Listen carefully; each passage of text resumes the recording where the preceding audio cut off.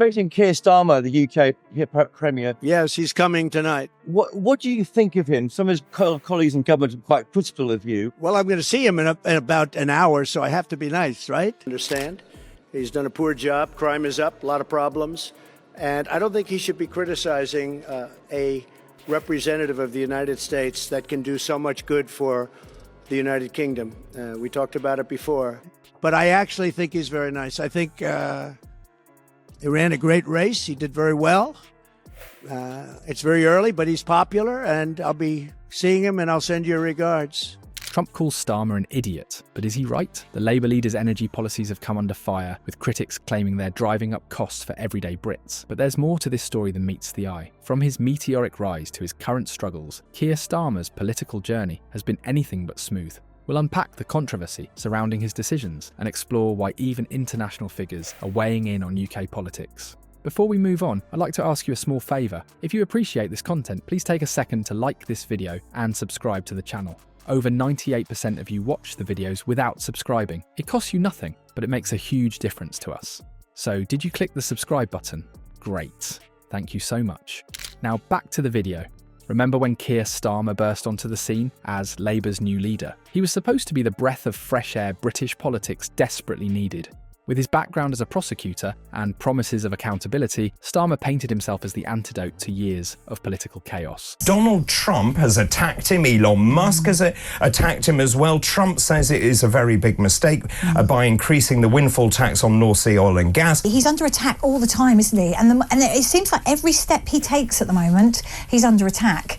And in my own little world, I think, this man is taking all these attacks and doesn't seem to be affected by any of these criticisms. The public bought it hook, line and sinker. But as we've seen time and time again, promises are easy to make and even easier to break. At first, Starmer talked a big game about renewable energy and protecting the environment. He vowed to oppose fracking and champion green policies. But fast forward a few years and what do we see? A complete 180 on his stance. Suddenly fracking wasn't off the table anymore. It was as if his pre-election promises had been written in disappearing ink. And let's talk about those energy costs, shall we? While Starmer flip-flopped on policy, British households were feeling the pinch.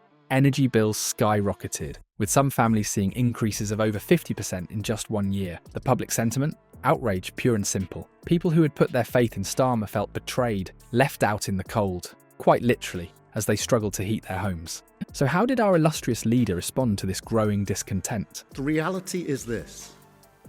The moment for decisive action is now. We've got to seize the new opportunities. We can cut bills, create jobs and provide energy security for Britain. That's what a Labour government will deliver. On the 28 billion, we are doubling down. We're not backing off. So there's nothing here to read into any sense of lacking ambition or backing down. The Labour Party is today launching a plan for the next generation of jobs, whilst the Tories are squabbling back in Westminster. The SNP are preaching about promises that they have broken. With all the grace of a bull in a china shop, Starmer's attempts to defend his policies were about as convincing as a chocolate teapot. He tried to argue that his change of heart on fracking was due to the national interest, as if the nation was interested in anything other than affordable energy bills. The result? A nosedive in public trust that would make even the most daring stunt pilot wince. Polls showed Labour's lead over the Conservatives shrinking faster than an ice cube in the Sahara. Starmer, once hailed as Labour's great hope, was quickly becoming its biggest liability. But here's the kicker. The criticism wasn't just coming from disgruntled voters or political opponents within the UK. Oh no, that would be too easy. Get rid of the windmills. You need to frack, which is essentially what he's saying. I think people around this country will think, good on Trump. Starmer has failed to prosecute gangs that groomed and raped girls.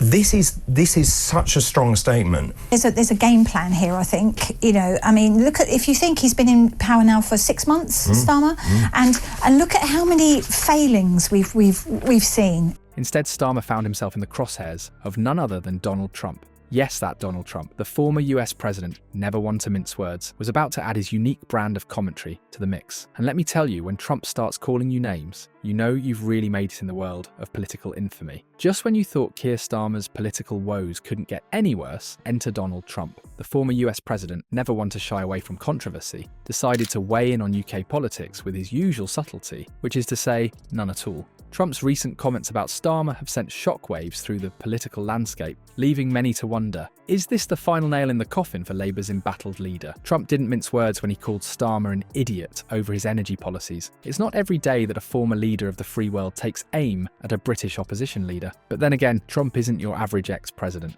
His scathing remarks focus particularly on Starmer's stance on fracking and windfall taxes, two hot-button issues that have been causing headaches for the Labour leader. But what prompted this transatlantic takedown? Trump, a vocal supporter of fracking, seems to have taken issue with Starmer's flip-flopping on the topic. While the UK government grapples with balancing energy independence and environmental concerns, Trump's America has embraced fracking as a cornerstone of its energy policy. The contrast couldn't be starker, and it's clear which side Trump thinks is winning. The implications of such high-profile international criticism can't be overstated. Starmer's standing on the global stage, already shaky, has taken another serious hit. Political commentators have noted that Trump's remarks could significantly impact Starmer's credibility beyond British borders. It's one thing to face criticism at home, but when foreign leaders start calling you names, it's a whole new ballgame. Trump's specific criticisms on windfall taxes have added fuel to an already raging fire. Critics argue that such taxes could deter investment in energy sectors, potentially leading to higher costs for consumers and reduced energy security. It's a complex issue, but Trump's simplistic idiot label has a way of cutting through the noise and sticking in people's minds.